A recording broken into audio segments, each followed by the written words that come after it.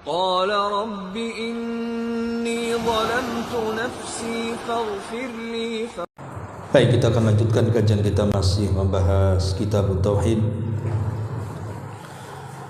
dan kita masuk pada bab ke-8, bab man tabarraka bi syajarin aw hajarin wa nahwihima. Bab sesiapa yang mencari berkah dari pohon, batu dan yang semacamnya. Ma'asyiral muslimin wal muslimin yang dimuliakan Allah Subhanahu wa taala. Bab ini secara global menjelaskan kepada kita bab tentang cara mencari berkah. Dan berkah itu sendiri disebutkan oleh para ulama sebagaimana disebutkan oleh Al-Imam Ar-Raghib, berkah ataupun al-barakah hiya thubutul khairil ilahi fi asy-syai', tetapnya sebuah kebaikan yang datang dari Allah pada sesuatu. Sebagaimana Allah Subhanahu wa taala berfirman dalam surah Al-A'raf ayat 96, walau anna ahlal qura amanu wattaqau lafatahna 'alaihim barakatin minas sama'i wal ardh. Kalaulah sebuah penduduk negeri mereka beriman dan bertakwa, maka kami akan turunkan kepada mereka berkah-berkah dari langit dan bumi. Maksudnya berkah di sini adalah kebaikan yang banyak yang turun dari Allah Subhanahu wa taala. Tentu semua kita ingin mendapatkan keberkahan hidup, karena itu kunci kebahagiaan. Tapi dalam bab ini mengajarkan kepada kita bahwa mencari berkah itu ada dua cara. Pertama, cara yang diizinkan Allah, dan yang kedua, cara yang tidak diizinkan Allah. Atau dengan kata lain, ada berkah-berkah yang kita bisa cari selama ada dalil yang menunjukkan bahwa itu berkah dari Quran dan Sunnah. Tapi berkah-berkah di sana juga ada yang tidak perlu kita cari, karena selama tidak ada dalil yang menunjukkan bahwa perkara itu berkah, maka kita tidak boleh mencarinya. Adapun berkah yang syar'i itu sendiri bermacam-macam jenisnya, sebagaimana disebutkan di dalam Al-Quran dan juga Sunnah Nabi Sallallahu Alaihi Wasallam. Pertama, seperti berkah dari ucapan. Berkah dari ucapan ini contohnya orang yang membaca Al-Quran, maka Quran itu akan membawa berkah, karena Quran sendiri adalah hidayah yang Allah turunkan kepada kita, bahkan bisa menjadi obat. Bahkan Al-Quran sendiri bisa menenangkan jiwa kita, karena dalam Quran itu terdapat berkah. Ini contoh dari ucapan. Atau contoh dari perbuatan, seperti antum duduk di majelis ilmu. Antum datang ke majelis ilmu itu adalah tempat berkah. Jadi orang-orang yang datang duduk di majelis ilmu, maka dia akan mendapatkan berkah, karena mereka akan dinaungi para malaikat, didoakan para malaikat agar dosa-dosa kita diampuni, dan kita pun mendapatkan ilmu pengetahuan yang bisa disebarkan minimalnya kepada keluarga dan umumnya kepada orang yang di luar keluarga. Ini berkah yang bisa kita cari lewat perbuatan. Ada sifat berkah itu terdapat pada seseorang. Contoh umpamanya Nabi SAW. Nabi itu seluruh badannya berkah. Bahkan para sahabat Nabi SAW apabila Rasul mencukur rambut, maka rambut-rambut Nabi itu akan diambil hampir berperang untuk mengambil sehelai demi sehelai rambut Nabi. Karena jasad Rasul itu berkah. Makanya di zaman itu istri-istri Nabi terkadang ada yang menampung keringat Nabi. Karena keringat Nabi adalah berkah. Bahkan ludah Nabi SAW bisa mengobati orang. Contohnya ketika Ali radhiyallahu anhu sakit matanya dalam perang Khaybar, diludahi Rasul, sembuh matanya. Jadi ada berkah itu pada seseorang seperti para Nabi SAW. Kemudian yang keempat, ada berkah itu bersifat tempat. Contohnya Mekah dan Madinah. Itu tempat yang diberkahi oleh Allah Subhanahu wa taala karena keduanya tempat suci. Bahkan dikatakan keduanya adalah haram, haramul Makki dan haramul Madani. Termasuk Baitul Maqdis. Sebagaimana Allah Subhanahu wa taala menyebutkan di permulaan surah Al-Isra. Itu adalah tempat-tempat yang diberkahi oleh Allah Subhanahu wa taala. Ada juga berkah ini berkaitan dengan waktu. Bulan Ramadan adalah bulan penuh berkah. Makanya Allah Subhanahu wa taala mengatakan syahru Ramadan alladzi unzila fihi al-Qur'an. Karena bulan Ramadan sendiri adalah bulan diturunkan Al-Qur'an. Dilipat gandakan semua kebaikan yang melakukannya. Atau 10 awal bulan Dzulhijjah. Siapa yang beramal saleh sebanding pahalanya dengan orang yang mati syahid. Atau di sepertiga malam akhir, orang yang bangun kemudian tahajud dan berdoa, Allah akan berikan permintaannya, Allah akan kabulkan doanya, dan Allah akan ampunkan permintaan ampunnya. Atau di hari Jumat, itu adalah waktu-waktu yang menunjukkan adanya keberkahan. Atau berkah juga selain daripada itu. Contohnya umpamanya air hujan. Air hujan itu adalah air yang penuh dengan berkah. Karena hujan sendiri turun karena rahmat Allah Subhanahu wa taala. Makanya Allah Subhanahu wa taala mengatakan dalam surah Qaf ayat 9, "Wa anzalna minas sama'i ma'an mubarakan." Dan kami turunkan dari langit air yang banyak berkah. Artinya hujan. Hujan itu penuh dengan keberkahan. Makanya Rasul kalau turun hujan, maka dia akan membasahi sebagian badannya. Kemudian berkata, ini awal turun rahmat Allah Subhanahu wa taala. Bahkan ada sebagian sahabat itu yang mengeluarkan tikarnya supaya terhujani, supaya ingin mendapatkan berkah air hujan. Ataupun yang lainnya seperti air Zam-Zam. Air Zam-Zam itu air berkah berdasarkan dalil. Kata Nabi SAW, innaha mubarakatun, innaha ta'amu tu'min. Air Zam-Zam ini air yang diberkahi, dan air tersebut adalah makanan yang mengenyangkan. Jadi saking berkahnya air Zam-Zam bisa disamakan dengan orang yang memakan makanan. Bahkan ada seorang sahabat ketika terkena racun 1 bulan, kemudian Nabi SAW merintahkan untuk meminumnya, sembuh racun. Bahkan ada seorang sahabat yang 3 bulan tersesat, hanya meminum air Zam-Zam dia tidak mati. Dari sini Nabi SAW mengatakan, ma'u Zam-Zam lima syuribalahu. Air Zam-Zam itu akan mengabulkan setiap peminumnya. Ya, karena air Zam-Zam itu air berkah. Atau contohnya kurma. Kurma itu buah yang penuh dengan berkah. Nabi SAW mengatakan, inna minasyajari lama barakatuhu kabarakatil muslim.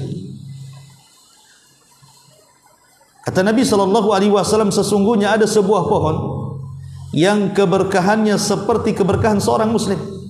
Kemudian Rasul mengatakan, hiyan nakhlah, itulah pohon kurma. Apalagi kurma ajwa, kurma Madinah. Siapa yang meminum 7 butir di pagi hari, maka sampai sore hari akan terbebas dari racun dan sihir. Siapa yang meminum di sore hari 7 butir, maka sampai pagi dia akan terhindar dari racun dan sihir. Bagaimana kalau tidak ada kurma Madinah?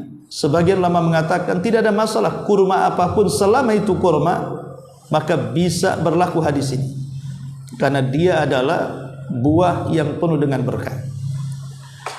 Ataupun pohon zaitun dan minyak zaitun, zaitun, sebagaimana Allah Subhanahu wa taala mengatakan dalam surah Nur 35, Allah mengatakan min syajaratin mubarakatin zaitunatin la syarqiyatin wala gharbiyah.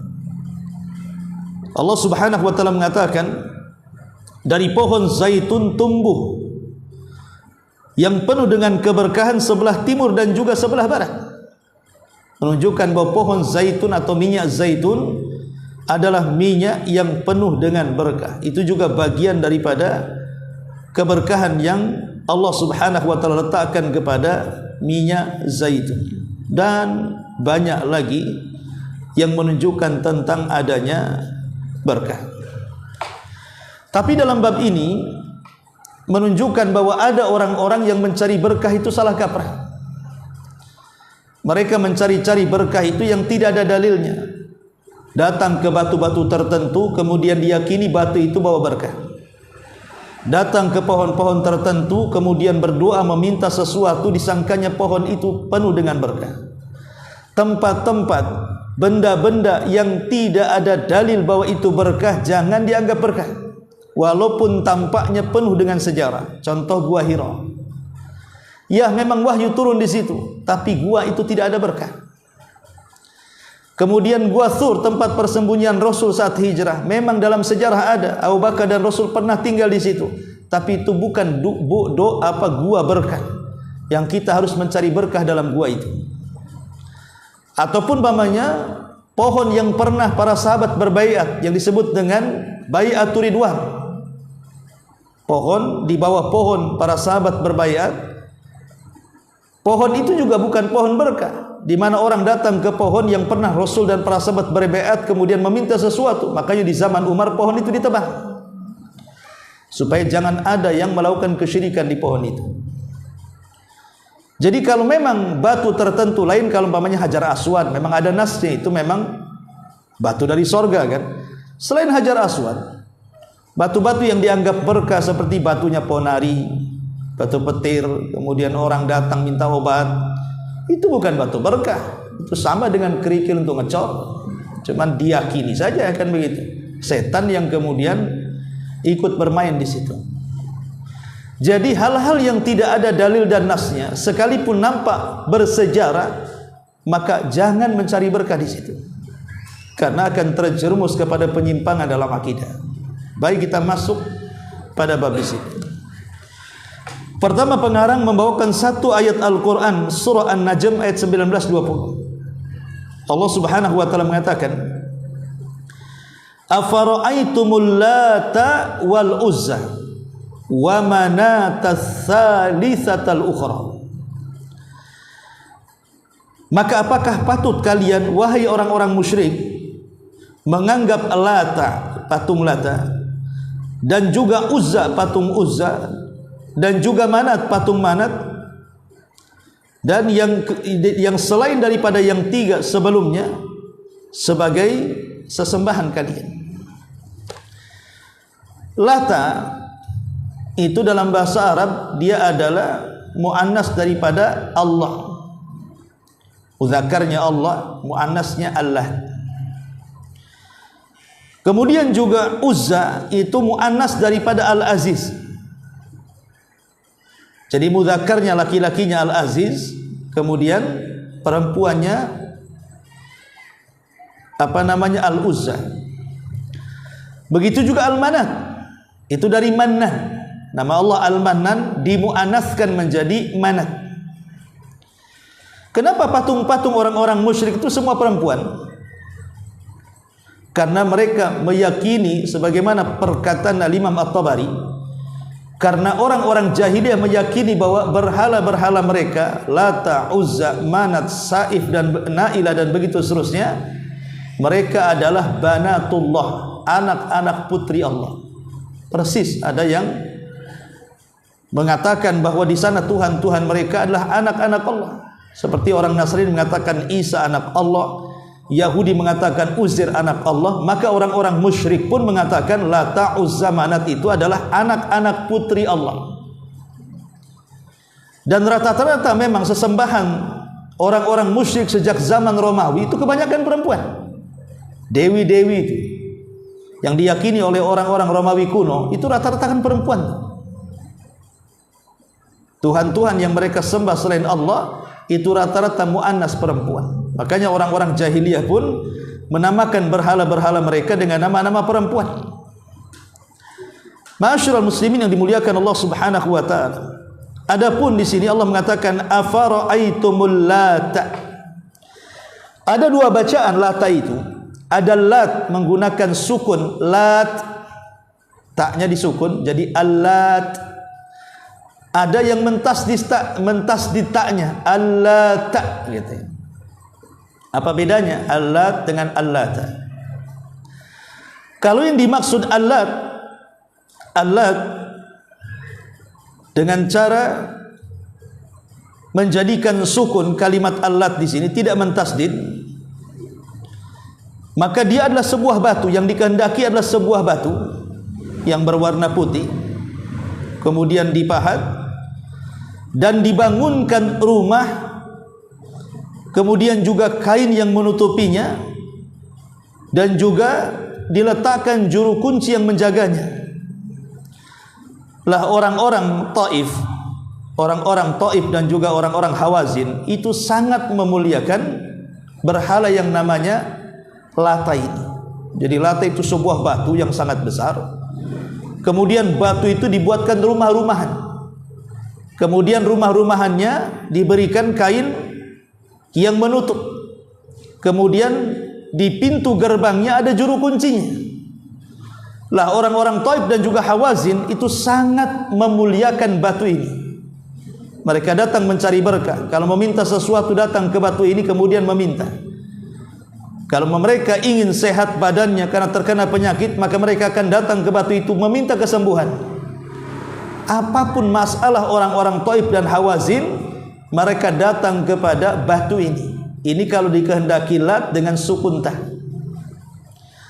Tapi kalau yang dimaksud lat ini artinya adalah diambil dari kata-kata allata, taknya ditasdid. Allata gitu ya. Maka yang dimaksud adalah seseorang yang dahulu di zaman jahiliyah sangat dermawan sekali. Namanya Amir ibnu At-Tarib. Jadi ada seorang laki-laki namanya Amir ibnu At-Tarib. Di zaman jahiliyah orang ini kaya raya dan dermawan sekali. Saking dermawannya, kalau datang musim haji, maka dia suka membuat adonan-adonan kue, kemudian dibuat roti dan yang semacamnya, dan dibagikan percuma kepada jemaah haji. Lah dalam bahasa Arab mengadon roti itu adalah lata yalutu, artinya mengadon. Lah kemudian setelah kemudian orang yang meninggal ini, orang yang sangat dermawan ini namanya Amir ibn Ad-Darib ini meninggal dunia, tentu kebaikannya sangat dirindukan oleh orang penduduk Taif ini. Makanya kemudian sebagai persembahan kepada Al-Lata itu dibuatlah berhala dan dibentuklah patung Lata. Dari batu kemudian dipahat, kemudian dibentuk patung Amir ibn At-Tarib, kemudian disembah oleh orang-orang jahiliyah. Ini patung Lata. Kemudian Allah mengatakan afara'aitumul Lata wal Uzza. Lalu apa itu Uzza? Uzza ini dia adalah pohon. Ada yang mengatakan jumlahnya ada 3. Ada juga mengatakan maksudnya adalah pohon kurma. Wallahu alam, yang jelas Uzza itu adalah berbentuk pohon. Jumlahnya 3. Lah pohon ini juga sama, kemudian diberikan kain putih yang melingkar, disebut sitr. Kemudian juga dijaga oleh seorang juru kunci karena dianggap pohon ini berkeramat, sangat penuh dengan keberkahan menurut keyakinan mereka. Lah kebetulan karena letaknya di antara kota Mekah dan juga Madinah, di sana ada kabilah yang namanya Nakhla. Mereka lah yang kemudian mengagungkan 3 pohon yang kemudian disebut Uzza ini. Jadi orang-orang datang meminta-minta kepada 3 pohon ini untuk hajat mereka. Minta jodoh, datang ke pohon ini. Mau minta usaha rezekinya lancar, datang ke pohon ini. Minta apa saja, datang ke pohon ini. Lah pohon ini disebut Uzza Nabi. Afara'aitumul Lata wal Uzza wa Manatas Tsalitsatal Ukhra. Adapun Manat, disebutkan Manat adalah berhala yang terletak di Al-Musallal, di Kudain. Itu juga terletak di antara Mekah dan Madinah. Ada yang mengatakan dia semacam batu. Bahkan Manat ini adalah tempat orang berkurban. Jadi kalau mereka ingin berkurban, mereka akan datangkan kambingnya, sapinya, untanya, kemudian disembelih di atas batu ini, batu Manat ini. Jadi mereka berkurban kepada Manat untuk supaya keinginan mereka terkabulkan. Makanya Nabi SAW mengatakan, man dzabah li ghairillahi faqad asyrak. Siapa yang menyembelih bukan karena Allah, dia telah melakukan kesyirikan.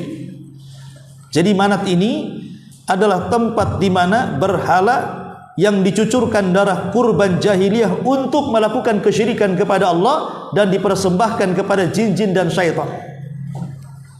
Itulah pengertian Lata, Uzza dan juga Manat. Lah saat Nabi SAW melakukan peperangan dan yang paling besar kemenangan Rasulullah SAW di bulan Ramadan selain perang Badar adalah Fathu Mekah. 2 perang ini dicatat dalam Quran. Idza jaa nasrullahi wal fath. Apabila datang kemenangan Allah, maksudnya di Badar. Wal fath artinya Fathu Mekah. Dua-duanya terjadi di bulan Ramadan. Dan Nabi SAW menangkan dalam peperangan ini.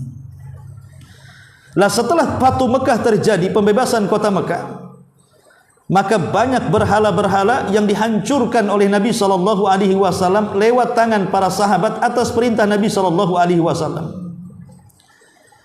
Bahkan disebutkan Khalid ibn Walid radhiyallahu anhu diutus oleh Nabi SAW bersama 30 pasukan kuda untuk menghancurkan patung Uzza. Karena Uzza ini paling dibanggakan oleh Abi Sufyan. Saat peperangan, Abi Sufyan itu selalu menyebut-nyebut Uzza dan mengatakan lanal Uzza wala Uzza lakum. Kami punya Uzza, kalian tidak punya Uzza, katanya. Maka Nabi SAW mengatakan kepada para sahabat, kul, katakan kepada mereka, Allahu maulana la maula lakum. Allah lah pelindung kami dan Allah tidak mungkin melindungi kalian. Jadi patung Uzza ini sangat dibanggakan oleh orang-orang jahiliyah. Makanya Rasulullah SAW memerintahkan Khalid ibn Walid dengan 30 pasukan berkuda untuk menghancurkan Uzza. Maka kemudian Khalid pun menebang 3 pohon itu, kemudian pulang kembali. Setelah pulang menghadap Nabi SAW mengatakan, ya Rasul, aku sudah hancurkan Uzza. Kata Nabi SAW, fa innaka lam tahdimha, engkau belum menghancurkannya, balik lagi, katanya. Akhirnya Khalid bin Walid balik lagi dengan 30 pasukan berkuda. Kemudian sesampainya di tempat pohon yang dia tebang, rupanya dia mendapatkan ada wanita tua yang sangat menyeramkan bentuknya. Kemudian dia pun membunuh wanita itu. Kemudian balik menemui Nabi SAW mengatakan, kata Rasul, al-an engkau sudah membunuh Uzza itu. Karena wanita itu jelmaan syaitan. Khalid bin Walid berhasil menghancurkan patung Uzza. Ma'asyiral muslimin yang dimuliakan Allah Subhanahu wa taala. Adapun patung yang lainnya, Manat umpamanya, maka Nabi SAW mengutus para sahabat yang lainnya. Mughirah ibn Syu'bah radhiyallahu an diperintahkan Nabi SAW untuk menghancurkan Lata. Karena Mughirah bin Syu'bah kan memang dari kabilah yang memang orang-orang menyembah Lata. Jadi diutus orang-orang yang memang dari kabilahnya. Maka Mughirah bin Syu'bah radhiyallahu an datang kemudian menghancurkan patung Lata itu. Termasuk Ali radhiyallahu an kemudian juga diutus oleh Nabi SAW untuk menghancurkan Manat.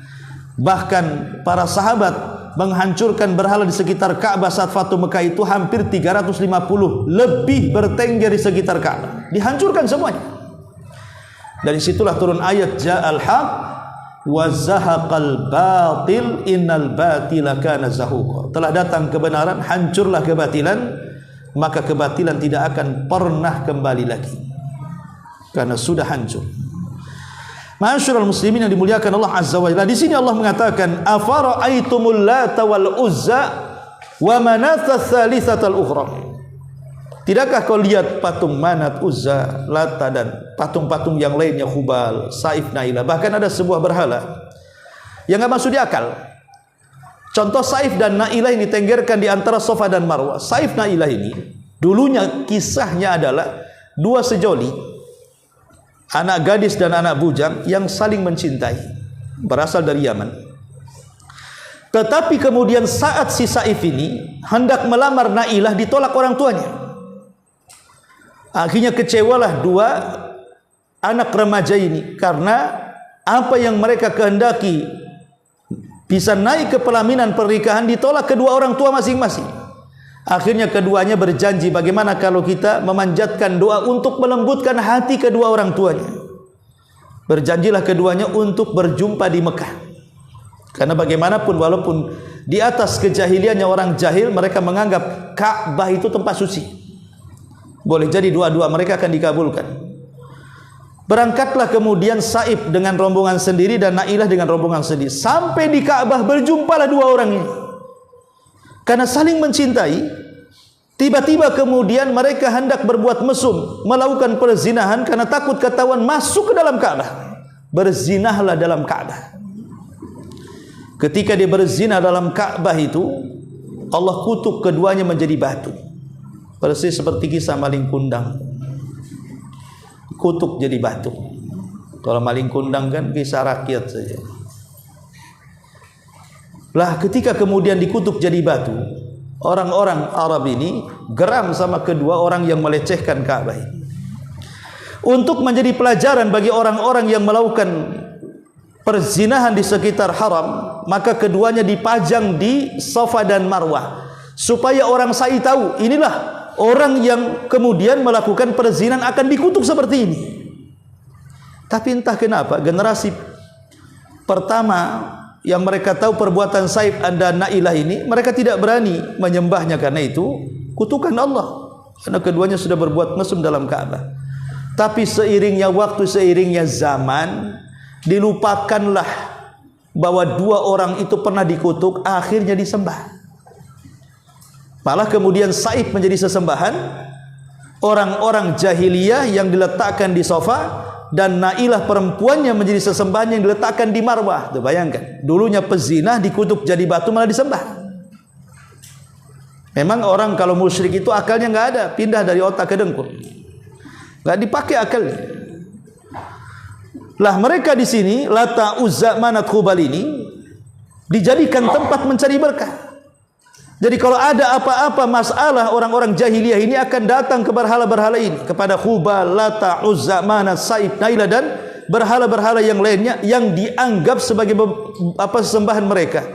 Inilah yang dilarang dalam Islam. Tidak boleh mencari berkah kepada batu, pepohonan dan yang lain sebagainya ketika batu pepohonan itu tidak ada nas Quran dan sunnah bahwa di dalamnya terdapat berkah. bahkan bisa menjadi sebuah kesyirikan, bisa syirkul asghar, bahkan sampai ke taraf syirkul akbar. Lihat keyakinannya. Ini dalil pertama. Dalil yang kedua disebutkan dalam hadis Abi Waqid Al-Laitsi radhiyallahu an. Abi Waqid Al-Laitsi ini dia mengatakan, kharajna ma'an Nabi sallallahu alaihi wasallam ila Hunain wa nahnu hudatsa'u ahdi bi kufri. Kata Abi Waqid Al-Laitsi, kami pernah keluar bersama Rasul ke Hunain untuk melakukan peperangan, karena ketika itu kan Nabi mendengar orang-orang kafir Quraisy dari Hunain akan menyerang. Makanya Rasul menyerang duluan. Pada Rasul baru saja kemudian mengadakan Fathu Mekah. Perangkat Rasul dengan banyak pasukan, bahkan lebih banyak pasukannya dibandingkan pasukan musuh. Biasanya Rasul kalau perang itu tentara sedikit, lawannya banyak. Ini terbalik. Pasukan Rasul banyak, pasukan musuh sedikit. Sehingga ada sebagian pasukan kaum muslimin bangga dengan banyaknya pasukan. Inilah perbuatan tercela sebagian orang yang baru masuk Islam ketika itu. Makanya di awal peperangan kalah, tapi di akhir peperangan dibantu para malaikat dan Allah menangkan. Lah dalam perang Hunain ini, kata Abi Waqid Al-Laitsi, kami keluar bersama Rasul ke Hunain. Dan kami, kata Abi Waqid, bersama beberapa para sahabat itu ada yang baru masuk Islam, hudatsa'u ahdi bi kufrin. Baru masuk Islam, masih dekat dengan kekufuran, artinya akidahnya masih goncang, belum kokoh. Ya. Kemudian walil musyrikina sidratun yaqufuna indaha wa yanutuna biha aslihatahum yuqalu laha dzatu anwa. Orang-orang musyrik ini, orang-orang jahiliyah, mereka punya pohon. Ya, seperti yang saya katakan tadi, Uzza itu pohon yang biasa mereka mencari berkah. Jadi kalau sebelum perang ada beberapa pohon, salah satunya pohon bidara dan pohon-pohon yang dikeramatkan. Itu sebelum perang orang-orang musyrik itu menggantungkan dan meletakkan senjata mereka di sekitar pohon itu dengan keyakinan bahwa pohon itu akan menyalurkan keberkahan kepada senjata, dan itulah sebab kemenangan mereka. Senjata mereka jadi sakti dan begitu seterusnya. Jadi mereka mengatakan orang-orang musyrik suka beriktikaf di pohon itu. Ya, beriktikaf di pohon itu dan meletakkan senjata-senjata mereka. Jadi kebiasaan orang musyrik itu beriktikaf di berhala. Maka di zaman Ali radhiyallahu an, ketika ada orang yang main catur, apa kata Ali? Buat apa kalian menghadapi berhala-berhala dan iktikaf di situ berjam-jam, katanya. Maka dalam Islam catur tidak boleh. Ya, Ali radhiyallahu an mengharamkan main catur karena itu dianggap berhala. Dan orang yang memain catur itu hakikatnya dia sedang itikaf di hadapan catur, kan? Betul kata Ali. Buat apa kalian itikaf? Memang orang yang catur kan itikaf depan catur, kan? Sampai berjam-jam kadang-kadang. Sampai malam pun dengan kopinya, dengan kreteknya itu nggak tidur tuh. Ya kan? Itulah itikaf namanya. Jadi orang-orang jahiliyah selalu beritikaf di sekitar berhala itu. Kemudian mereka meletakkan senjata mereka ketika hendak berperang. Lah, pohon yang suka diambil berkahnya itu disebut dzatu anwah. Makanya sahabat mengatakan, famarrarna bi sidratin faqulna ya Rasulullah ij'alana dzata anwat kama lahum dzatu anwat. Rasul, masa mereka punya pohon yang diberkahi kok kita tidak punya? Buatlah pohon juga untuk kita, supaya kita juga bisa meletakkan senjata kami di sini sebagaimana mereka orang musyrik pun punya pohon meletakkan senjata mereka, katanya. Nah ini kan kebodohan. Ngapain? Apa kaitannya dengan pohon? Maka Rasul marahlah, kan begitu. Makanya Nabi SAW mengatakan Allahu Akbar, sampai takbir Rasulullah. Allahu Akbar, langsung mengingkari sebuah kemungkaran. Kenapa? Karena kemungkarannya di depan mata, kemudian menyangkut akidah. Lain kalau kesalahannya tidak sampai ke tingkat itu. Contoh orang yang kencing di masjid, orang Baduy itu, Rasul tidak marah. Kenapa? Karena orang kencing di masjid tidak kufur. Apalagi yang melakukannya orang jahil atau apa-apa. Pak sahabat aja yang melototkan itu, mau marah sama orang yang kencing di masjid. Maka Rasul mengatakan dauh tinggalkan dia, biar aku yang nasihati. Kemudian setelah para sahabat pergi, Rasul mengatakan, sini kamu, ambil ember, penuhi air, seblokkan tempat kencingmu. Karena kan masjid Rasul kan tanah, jadi kalau diseblok kan nyerap, jadi kencingnya masuk tanah karena didorong air bersih ke dalam, kan itu. Kemudian Rasul mengatakan, sini, saya ingin kasih tahu masjid ini, tempat baca Quran, tempat sholat, tempat zikir. Rasul tidak mengatakan tempat kencing. Rasul tidak menyebutkan objek kesalahannya, hanya menyebutkan masjid ini fungsinya apa.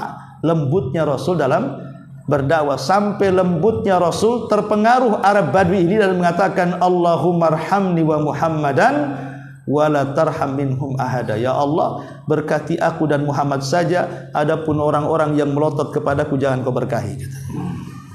Kata Rasul, qad hajjarta wasiya, jangan, masa kau sempitkan rahmat Allah, janganlah ngomong gitu, kata Rasul. Tapi Rasulullah SAW tidak marah. Tapi kenapa Rasulullah SAW marah kepada kasus ketika mereka para sahabat meminta gantungan pedang dari pohon? Karena ini menyangkut akidah masalahnya. Makanya Rasul langsung melotot matanya, marah, kemudian langsung bertakbir Allahu Akbar, kata Rasul. Langsung ingkar kemungkaran di tempat pada waktu itu. Mereka minta, di situlah Rasul marah. Dan begitulah Rasul SAW mengajarkan kepada kita, harus dibedakan dosa syirik dengan selain syirik. Kalau syirik harus tegas kita ingkar kemungkarannya. Maka Rasulullah SAW mengatakan innaha sunan atau innaha sanan. Qultum walladhi nafsi biyadi kama qalat banu Israil li Musa ij'al lana ilahan kama lahum aliha qala innakum qaumun tajhalun la tarkabunna sanana man kana qablakum. Kata Nabi SAW, perbuatan kalian itu enggak ada bedanya dengan Bani Israel terhadap Musa, katanya.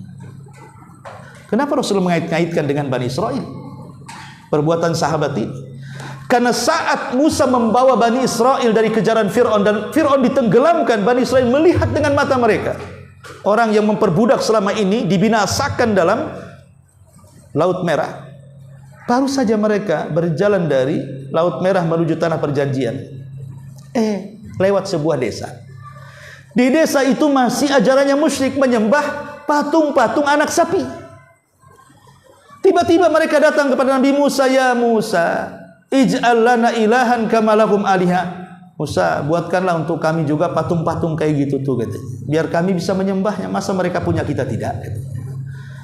Kata Nabi Musa alaihi salatu wassalam, Allahu Akbar. Kalian umat yang jahil, sudah diberikan hidayah mau sesat, katanya. Nah, Musa mengatakan seperti itu karena marah. Maka Rasul mengatakan kalian loh persis seperti Bani Israel. Persis kayak Bani Israel meminta sesembahan selain daripada Allah. Kemudian Rasul mengatakan la tarkabunna sunana man kana qablakum. Sungguh kalian akan mengikuti umat sebelum kalian, sejengkal demi sejengkal, sehasta demi sehasta, sampai pun mereka masuk ke lubang biawak yang berkelok sekalipun kan ikut di belakang. Lihat. Di sini Nabi SAW marah. Dari sini pendalilannya dari hadis ini bahwa Rasul melarang untuk mengambil sebuah pohon dijadikan tempat berkah. Karena keberkahan itu bukan datang dari Allah. Allah itu meletakkan berkah tidak semua makhluknya. Hanya kepada beberapa makhluk yang Allah Subhanahu wa taala izinkan ada berkah, seperti yang sudah dijelaskan di muqaddimah. Hajar Aswad, air Zam-Zam, air hujan, minyak zaitun, Mekah, Madinah, Masjidil Aqsa, dan habatus sauda kalau dalam pengobatan ya, Al-Quran, semua berkah. Tapi yang tidak ada dalilnya, jangan mencari berkah di situ. Masyarul muslimin yang dimuliakan Allah Subhanahu wa taala. Adapun mencari berkah itu sendiri, ikhwan, dalam hidup ini memang kita harus mencari berkah supaya kehidupan kita ini baik. Kalau rumah kita diberkahi, berarti rumah kita penuh dengan kebaikan. Berkah itu diambil dari kalimat birkah. Birkah itu tempat kolam yang dibuat dari semen, tempat minumnya unta. Jadi kalau unta masuk ke tempat minumnya, itu tempat minum unta itu adalah bak-bakan yang terbuat dari semen. Antum buat bak mandi terbuat dari batu dan di semen, kemudian dimasukkan air, kemudian disitulah dijadikan tempat minum unta. Itu disebut bahasa Arabnya birkah. Kalau antum ke kamar mandi yang ada kolamnya, itu kolam kamar mandi disebut birkah. Biasa orang Arab birkah itu adalah tempat minumnya unta terbuat dari semen. Lah kenapa barokah diambil dari kata birkah? Karena kalau air dimasukkan ke dalam bak itu, maka tidak akan tumpah. Maka kalau seandainya Allah Subhanahu wa taala memberkahi seseorang, maka keberkahan itu akan bertambah dan bertambah. Jadi kalau kita diberkahi rumah kita oleh Allah Azza wa Jal, maka rumah kita ini akan banyak kebaikan. Ketika punya anak, anaknya soleh dan soleha. Ketika punya pasangan, pasangannya soleh dan soleha. Ketika punya kendaraan, kendaraannya tidak akan pernah mogok. Ketika punya rumah, rumahnya tidak pernah direnovasi karena kokoh. Begitu seterusnya. Ada saja kebaikannya. Itulah berkah itu perlu dicari. Lalu bagaimana caranya kita ini mencari keberkahan supaya kita ini diberkahi oleh Allah Subhanahu wa taala dalam hidup dan kehidupan kita? Pertama, berkah itu tidak mungkin didapat kecuali karena ketakwaan. Walau anna ahlal qura wattaqau la fatahna alaihim barakatin minas sama'i wal ardh. Kalau penduduk negeri itu beriman dan bertakwa, iman yang melahirkan takwa, maka turun berkah langit dan bumi. Maka takwa adalah penyebab turunnya berkah. Yang kedua, banyak-banyak istighfar. Karena istighfar itu kunci daripada keberkahan. Banyak kesulitan bisa hilang karena banyak istighfar. Bahkan rizki akan mudah dilakukan, akan mendapatkan keluasan ketika lisan kita tidak lepas daripada istighfar. Kemudian doa dengan berkah, doa minta berkah. Maka doa minta berkah itu juga bagian daripada mendapatkan berkah. Kemudian yang keempat, mencari rizki yang halal. Karena di balik halalnya rizki ada keberkahan dalam keluarga. Kemudian yang kelima, bir wasilah, berbuat baik kepada orang tua dan bersilaturahim serta berbuat baik kepada umumnya manusia. Kemudian juga di antara berkah adalah berpagi-pagi dalam bekerja, karena berkah itu turun di pagi hari. Kata Rasul, Allahumma barik li ummati fi bukuriha. Ya Allah, berkahi umatku di waktu paginya. Makanya lihat kadang-kadang orang-orang Cina itu, walaupun mereka tidak sholat subuh, yalah agamanya beda, mana mau sholat subuh, tapi mereka pagi-pagi udah jalan-jalan. Udah pokoknya udah jendela, pintu belum subuh sudah dibuka. Dan mereka juga pagi-pagi datang ke pasar, datang mereka udah persiapan itu. Nah, kalau orang kafir paham itu berkah, orang Islam malah bangun jam 10 bangun. Ya, rizkinya dimakan ayam. Kemudian juga al-jud wal karam, kemuliaan itu, keberkahan bisa diambil karena kemurahan hati, dermawan. Ya. Kemudian juga berkah bisa didapat dalam jihad di jalan Allah Subhanahu wa taala. Karena dalam kuda-kuda perang itu terdapat di ubun-ubunnya berkah. Ma'asyiral muslimat yang muslimin yang dimuliakan Allah Subhanahu wa taala. Ya. Kemudian juga kalau kita ingin mendapatkan berkah, selain daripada yang saya sebutkan di sini adalah memperbanyak amal saleh. Apapun jenis amal salehnya, yang jelas amal itu sangat dicintai dan diridhai oleh Allah Subhanahu wa taala. Disitulah kunci keberkahan hidup. Dan banyak lagi rahasia-rahasia berkah dalam hidup kita. Wallahu a'lam. Di antara bab tentang berkah-berkah yang boleh dicari dan berkah-berkah yang tidak boleh dicari, bahkan bisa masuk kepada kesyirikan kepada Allah Subhanahu wa taala. Kalau seandainya orang mencari berkah ke pohon, batu, kuburan para wali dan yang semacamnya, dia tidak meyakini bahwa kuburan itu, pohon itu, batu itu yang mengabulkan permintaannya. Dia yakin Allah semua, cuman itu dijadikan sebab saja, maka jatuh kepada syirik kecil. Kenapa? Karena hanya menjadikan kuburan para wali, kuburan para nabi, dan kuburan orang-orang soleh itu dijadikan sebab saja. Tetap dia yakin Allah yang berperang. Maka tidak sampai kepada syirkul asghar, tidak sampai kepada syirkul akbar, itu syirik kecil saja. Tapi kalau dia yakini dari batu itulah, dari pohon itulah, dari kuburan itulah saya mendapatkan manfaat dan tercegah madarat, dan melupakan Allah Subhanahu wa taala dan tidak hanya sekedar menjadikan sebab saja, maka itu levelnya kepada bukan syirik asghar lagi, itu syirkul akbar. Keluar dari Islam, kafir pelakunya. Kalau mati tidak bertobat, masuk neraka dan kekal di dalamnya. Wallahu alam. Subhanaka wa bihamdika asyhadu an la ilaha illa anta astaghfiruka wa atubu ilaik. Allahu taala alam. Assalamualaikum warahmatullahi wabarakatuh. Afwan ini.